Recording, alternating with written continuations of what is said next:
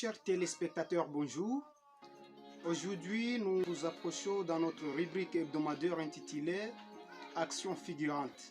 Nous sommes juste en Afrique de l'Ouest où nous allons parler quelques figures qui ont marqué l'histoire du Burkina Faso.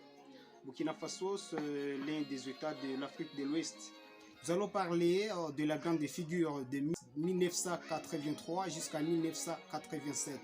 Il s'appelle Thomas Sankara. Partant de la performance exceptionnelle, il va lutter contre l'analphabétisation. Il va faire la scolarisation des enfants ainsi que la scolarisation des adultes depuis son avènement au pouvoir. Thomas Sankara, en 1983 jusqu'à 1987, le taux de scolarisation va de 6 à 24%.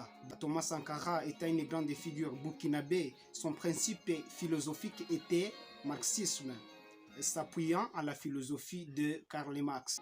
Karl Marx est un philosophe qui a défendu le principe de liberté. En tant qu'homme d'État, il défendait l'africanité. Ainsi, en défendant l'africanité, ils vont lutter pour les intérêts des Africains ainsi que les intérêts des pays du tiers-monde en général. Cet homme d'État, fils de pays des hommes intègres, se déclara anti-impérialiste pour lutter aussi contre le néocolonialisme que l'Afrique devrait vivre.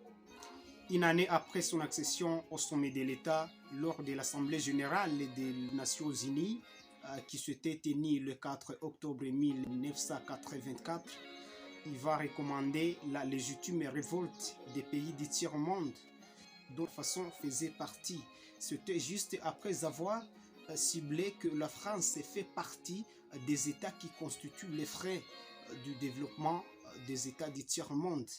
Ces relations avec la France à l'époque étaient des relations si houleuses, sous prétexte que la France était déjà ciblée parmi les États néocolonialistes. Thomas Sankara, ses relations avec le président français de l'époque, M. Mitterrand François, étaient de relations si houleuses, de manière qu'il ne parvenait même pas à participer aux nombreux sommets France-Afrique qui étaient organisés à l'époque.